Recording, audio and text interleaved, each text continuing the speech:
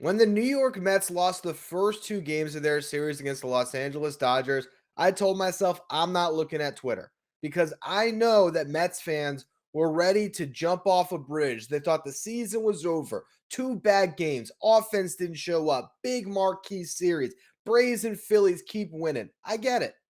But what the Mets showed us over the last 48 hours is how good this team is, why they have a massive lead in this division, as they found a way to win behind a great offensive performance on Saturday night, particularly by Pete Alonso. And then on Sunday, they just found a way to win. I'm going to talk about that game in the first segment today. In the second segment, I'll talk about the series as a whole, particularly Pete Alonso's standout performance as he continues to make an early season MVP case. Then in the final segment today, I'll talk about the road ahead as the Mets are about to face off against the San Diego Padres.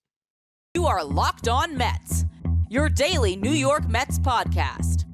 Part of the Locked On Podcast Network, your team every day.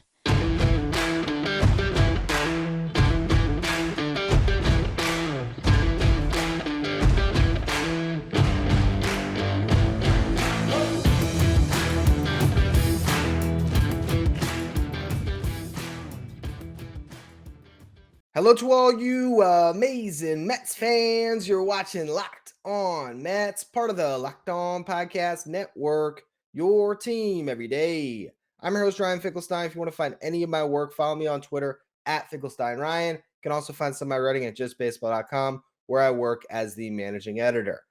Now, when it comes to this series, we're going to talk about all of it, how the Mets lost the first two games, how they did a great job on Saturday night scoring 9 runs to get back into it, but so much happened in the final game of this series that I wanted to spend this first segment devoted entirely to that game. And really, if you just talk about the fact that the Mets had Trevor Williams on the mound going up against Julio Urias, they had no business winning this game. The Mets have been terrible all year against left-handed pitching. Urias, one of the best left-handed starters in baseball. Williams came into this year out of the Mets bullpen, 8th in their organizational depth chart when it comes to their rotation, but he has been put into that 5th spot due to the injuries to Tyler McGill, Max Scherzer, and Jacob deGrom, and also to Thomas DeBucky struggling in his one chance at getting a start. Here he is, and Williams gives up a 2-run homer to Trey Turner in the first inning. But other than that, get you through 5 unscathed, really. I mean, a fantastic job by Trevor Williams. The Mets get a run back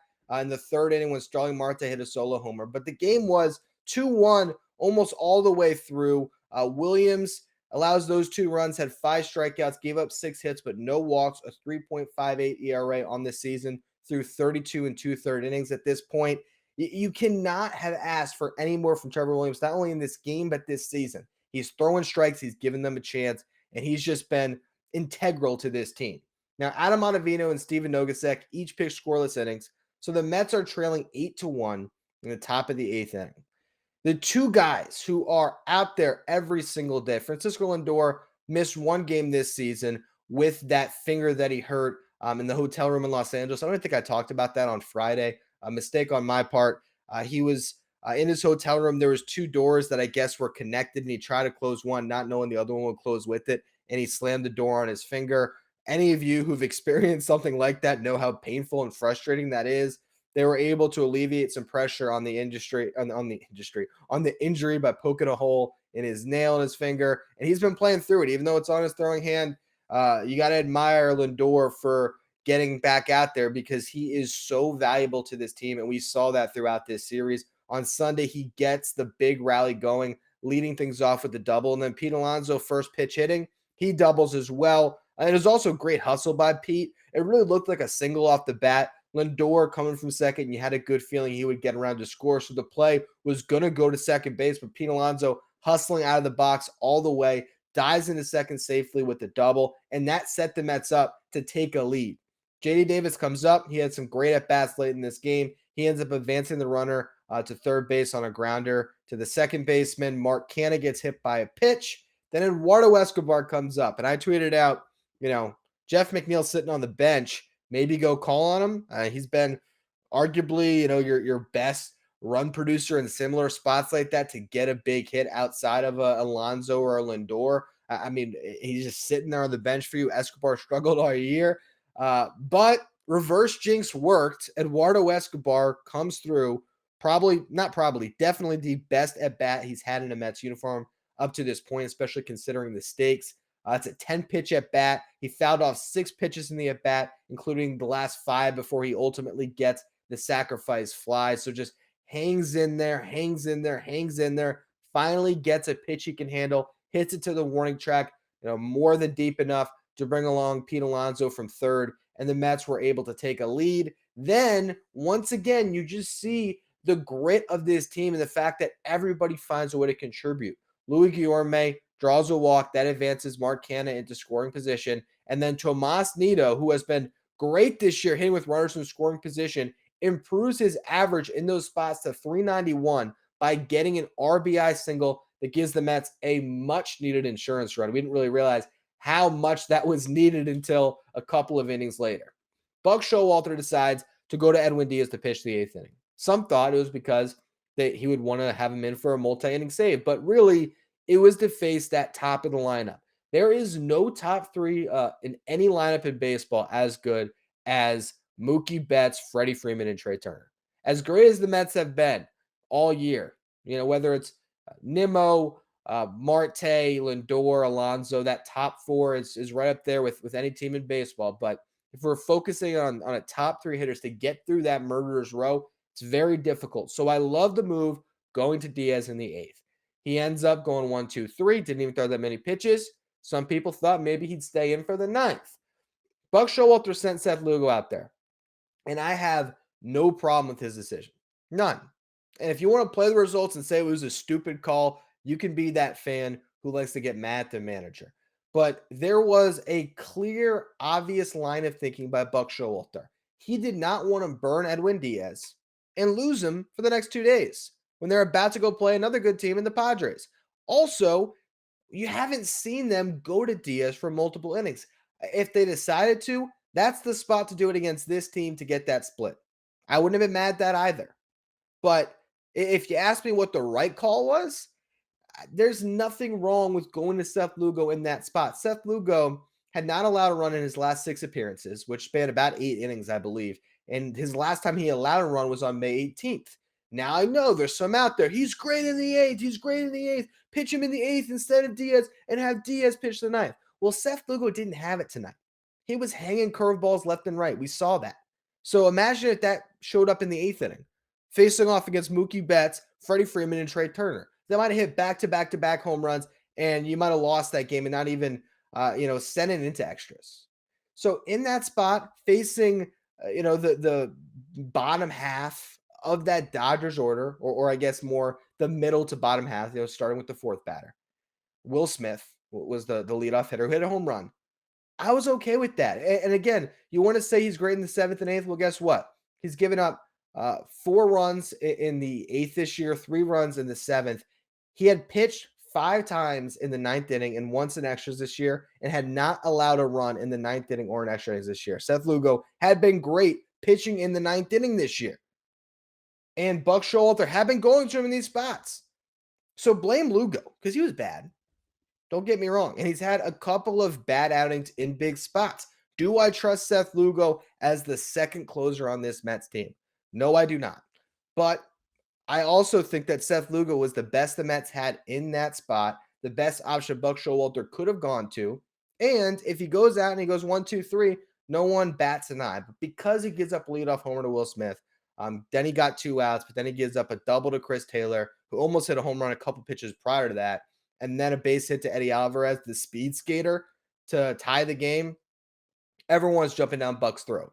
So I always hate that. And again, I criticize the player who didn't perform, and generally I avoid criticizing the manager in a spot where his logic checked out. And I think in that opportunity, Seth Lugo does get the job done 9 out of 10 times, maybe 8 out of 10 times. He certainly got the job done 6 out of 6 times in the 9th inning and extra innings prior to this appearance. So that puts the Mets in a hole. You're now going into extras on the road. Never easy to win when you bat first with the ghost runner rule, but the Mets were able to. JD Davis rips a double to score the ghost runner. You were sitting pretty at that point because then all you had to do was get Davis in with no outs on second base, and then suddenly you have the 2-run lead that you would want in those situations. But the Mets failed to do that. So the Dodgers sit there with a runner on second base to go up against Adonis Medina. And I'll tell you, I will not mispronounce Adonis Medina's name ever again, because what he did today was amazing. And I will say that you have Mookie Betts flies out to right field. And this is why I love Starling Marte out in right, because with that cannon of an arm, no one's even considering running there. Now, it was shallow enough that even if Nemo's in right, I don't know if they try to test the arm, but there's more of a thought. Whereas when Marte catches that, everyone's just glued to second base. That's big because Freddie Freeman then moves the runner over to third on a ground that could have potentially scored the tying run.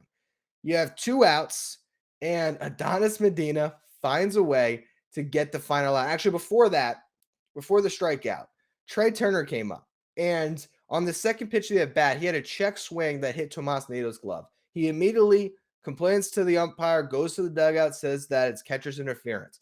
First of all, soft move by Trey Turner. Like, in that spot, you want the bat taken out of your hands? Fine by me. I was happy. I get Will Smith hit the home run. I get he's a clutch hitter. Trey Turner is, their best run producer. Sitting there with a runner on third base, only needing a base hit to extend the game, and the Mets bullpen was tapped, and he bails him out. That allowed Medina to face Will Smith. Medina gets the job done, and the Mets walk away winners. They find a way to split the series. I want to talk about what this series means a little bit, and also about Pete Alonso's performance, particularly on Saturday night, which we haven't got to. So we're going to talk about all of that in just a minute. But our next partner has a product that I literally use every day, because I was looking to find some way to get my vitamins and nutrients that I wasn't getting. And I've never been big on swallowing pills. I didn't know where I would find the pills that would give me the nutrients I needed. Then I heard about Athletic Greens, and it's been the perfect answer for me. With one delicious scoop of Athletic Greens and a glass of cold water every morning, I absorb 75 high-quality vitamins, minerals, whole food source superfoods, probiotics, and adaptogens that help start my day right. This special blend of ingredients supports your gut health, your nervous system, your immune system, your energy, recovery, focus, and aging. There's been over 7,000 5-star reviews for Athletic Greens, and it's recommended by pro athletes. It costs you less than $3 a day, making it cheaper than your cold brew habit. It's the single best thing you can do for your body in under 60 seconds. And to make it easy, Athletic Greens is going to give you a free 1-year supply of their immune-supporting vitamin D and 5 free travel packs with your first purchase. All you have to do is visit athleticgreens.com/MLB network. Again, that's athleticgreens.com/MLB network to take ownership over your health and pick up the ultimate daily nutritional insurance. So now if we rewind to Saturday, the Mets had lost the first game of their series to the Dodgers 2-0, didn't score a run. Then they only got 1 run on Friday. Chris Bassett got lit up a bit. They lose 6-1. That was the one game you were counting on with the only clear pitching advantage the Mets had in this series. They're down 0-2 in the series. The Phillies and the Braves keep winning, and you were set to face off against Walker Buehler and Julio Urias with David Peterson and Trevor Williams, the 2 guys that coming into the season were 7th and 8th on your organizational depth chart for your starting rotation. And the Mets found a way to win both games. That's how good this team is. That's why when they lost the first 2 games, I said, I am getting so far away from Twitter because I didn't want to get mad at you Mets fans. I didn't want to. And I knew I was going to, if I was on Twitter on Saturday, I would have spent my whole day saying, look at the standings. Have you watched the team this year? Have you seen the grit that they've showed? Have you seen what they've done series after series? And you're giving up after 2 games? After 2 games, you're letting go of the rope, and you're giving up on the Mets season in a 162-game marathon.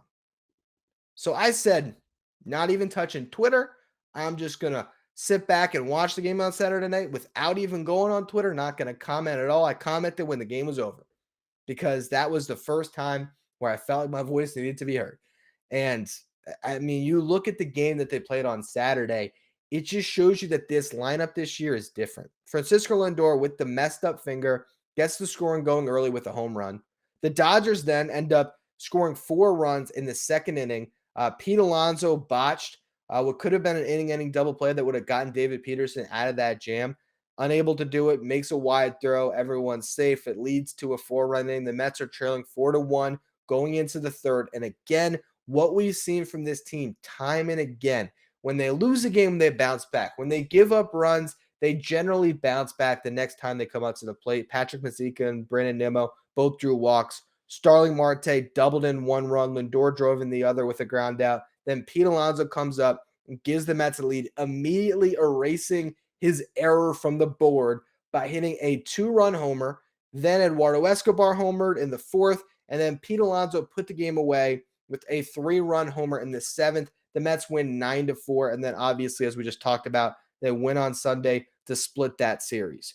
Pete Alonso, that it right there is an MVP type series. I'm not saying he's going to win the MVP. I think coming into the year, I might have predicted that he would be top 5 in MVP voting, and I stand by that. I don't know if he'll necessarily finish the year as the top vote getter because there's other guys like a Mookie Betts who you just saw that really does it all with Gold Glove defense and right field and the speed and everything that he brings to the table, where Pete Alonso is predicated on the home runs and the RBIs. But what I did say coming into the season was that Pete Alonso would lead the league in RBIs, and right now he's leading the league in home runs and RBIs, 16 home runs, tied Mookie Betts, 54 RBIs, leading the National League. I think Jose Ramirez is probably right there on the American League side, might be ahead of him. He's been on a different planet as well this year. But you look at what Pete Alonso has done this season: 283 average, 359 on base, 552 slugging. You look at what he did in May. He hit 315, 398 on base, 611 slugging, 9 home runs, and a 30 RBI month, one of the greatest run-producing months in Mets history. Goes 0 for 1 in game 1 of this series against the Dodgers. Then in the final 3 games, he went 5 for 14, 3 home runs, a double, and 7 RBIs. Had another game with 5 RBIs on Saturday night in a game where the Mets only gave up 4. So single-handedly with 2 home runs, produced enough offense for the Mets to win that game. That's that type of an MVP performance. Again, not saying he's going to win the reward, but that is a most valuable player. When your team is down and out, to come through offensively that big against that team and that pitcher in Walker Buehler, who Pete Alonso said, after the game, he ate his lunch money in college. And Pete Alonso made a note of it and said, in the big leagues, I'm not going to let that happen again. I believe he has 4 home runs in, 14 at-bats or something crazy against Walker Buehler, someone who will win a Cy Young one day. To see what Pete Alonso did on Saturday night, that is the type of locked-in performance, along with Francisco Lindor homering as well at the bad finger. These two guys are starting all-star type players right now, and they are the types of 1-2 punches that great teams have. You think back to the 06 Mets with Beltran Delgado and David Wright. You think about the 86 Mets with Carter and Hernandez. There's just, you need that type of 1-2 punch, if not a 1-2-3 punch. And the Mets have gotten that this year. Up and down the roster, they've gotten great production, but particularly those two guys out there every single day, it's helping carry this Mets team. And you look up after this weekend where the Braves and Phillies, I think, have each won 4 in a row. They both swept their weekend series. Yet here the Mets are, having just squared off against the best team in baseball, and the Dodgers. They're 8.5 games ahead of the Braves. They're 11 games ahead of the Phillies. Now, the Braves are a team that I would still be concerned with on the grand scheme of this season, that they could go on a run and get back into it. And we'll talk about that in a minute here when I preview the upcoming series. And I also want to kind of look at the road ahead for those two teams. But spare me any fear of the Phillies. That's the one thing I wanted to say. This Phillies team's 11 games back. You want to get fired up, Philly fans, because you won 3, you fired your manager, and you think that suddenly Rob Thompson is the answer, a career bench coach who gets his shots, going to turn this team around. If it happens, it happens. But to me, it was a weekend where they played an Angels team who has lost 1 million games in a row. I think it's close to 10 at this point, if not already at 10 after losing today. They faced that team who's been down and out, and their offense erupted again. We saw them have a great series against the Dodgers a couple weeks ago, and then they fell back down to earth. That defense, that bullpen, I don't buy the Phillies. But the Braves are a team to watch. So I want to talk about them a little bit in the next segment here, and I'll preview what lies ahead against the Padres. Before we get to that, though, betonline.net is your number one source for all of your betting stats and sports info. Find the latest sports developments, news, and odds, including this year's basketball championship matchup, the NHL conference finals, Major League Baseball, and of course, all the latest fighting news from MMA and UFC to boxing.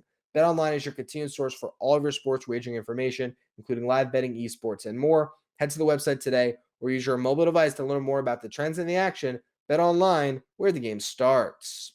Now, really quick injury note, Tyler McGill made a rehab start today in Binghamton, went 3 2/3, allowed 3 hits, 2 earned runs, gave up a homer, but mostly saw contact throughout. 5 strikeouts in the game, 53 pitches, 36 strikes. They could send him back out for another rehab start and then bring him back up to the Mets. Or if they want to, they can insert him back into the rotation. I think they're going to let this series play out against the Padres. They have an off day on Thursday, and then they'll maybe see how things align and decide what to do from there. But Tyler McGill will be back sooner rather than later. If not this weekend, next week, you should see McGill back in the starting rotation, likely pushing Williams back into that long man role. And I would imagine David Peterson stays in the rotation until Jacob deGrom comes back. I wanted to take a quick look here at the Braves and the Mets schedule.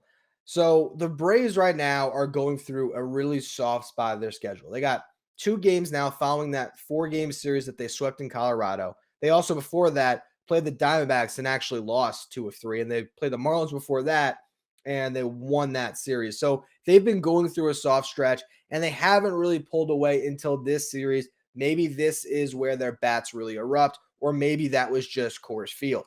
They got 2 in Atlanta or in Oakland after a day off on Monday. They then play a 4-game series next weekend against the Pirates at home. Then they go on the road. They face the Nationals for 3. Then they face the Cubs for 3 before they start playing some good teams. They'll play the Giants, the Dodgers, and they kind of get back into a little bit more of a tougher stretch. The Mets right now have an 8.5 game lead, so they have to continue to win to hold them at bay. They're going up against the Padres, the Angels, then the Brewers. Before their schedule lines up a little bit, they'll play a lot of games against the Marlins at the end of June. So this is important for the Mets to find a way to, if not win both of these series against the Padres and the Angels, at least win one of the 2 and come out of it 500. If they go 5-5 on this West Coast swing, I don't think it's the end of the world. But I think the Mets can do better. The Padres are a good team, but they're not necessarily a great team. The Angels are going through it right now. Now, the problem is the Angels could be so due for wins by the time the Mets face them. That makes you a little bit nervous. When it comes to the Padres right now, they are 33-21 on the season. They're 5-5 in their last 10. They're coming off a series where they faced off against the Brewers, and they have won the last 3 games of that 4-game set to win that series. So they're playing some good baseball as of late.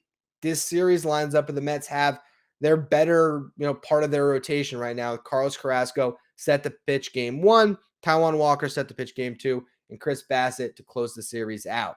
Blake Snell pitching in game 1. He has a 4.80 ERA in this season. He's only made 3 starts after he got a little bit of a late start to the year. His last time out gave up 2 runs against the Cardinals. Time before that, 3 runs against the Brewers. Time before that, 3 runs against the Phillies. So he's been giving up runs almost every start, but hasn't had a really bad outing just yet. The Mets are maybe starting to prove they can hit a left-handed pitching a little bit better, but it's still been a real Achilles heel for this team. So not the most confidence in the world whenever they're facing a lefty, and they'll face 2 this series with Snell and Sean Manaea closing the series out. The middle game will be Taijuan Walker versus Yu Darvish. Darvish has a 4.03 ERA on the season. Walker, a 2.88 ERA. You guys know my opinion on Taijuan Walker, where I am a little bit concerned that, the strikeouts are way down this year. He's getting by a little bit on smoke and mirrors. Hopefully he finds a way to continue to prolong that smoke and mirror success for at least another start here.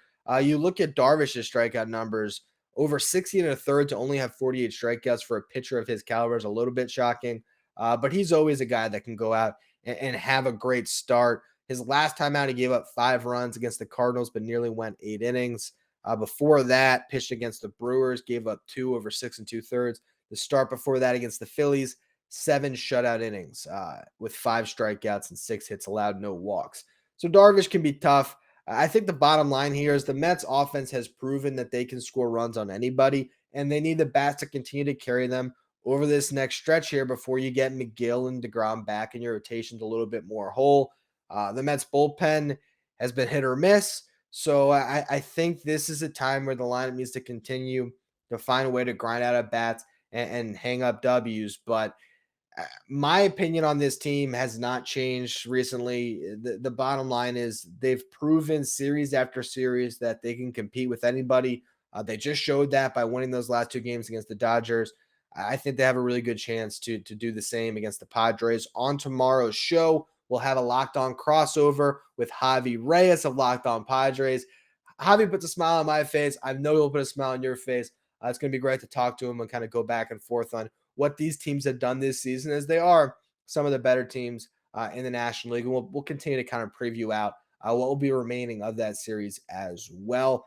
As always, thank you for listening. Make sure you follow, rate, and review wherever you get your podcast. Make sure you follow me on Twitter at Finkelstein Ryan. Follow the show at Locked On Mets. Thank you for making Locked On Mets your first listen every day. Now for your second listen, check out Locked On MLB. Sully has you covered with everything going on in Major League Baseball. You can follow Locked On MLB wherever you get podcasts.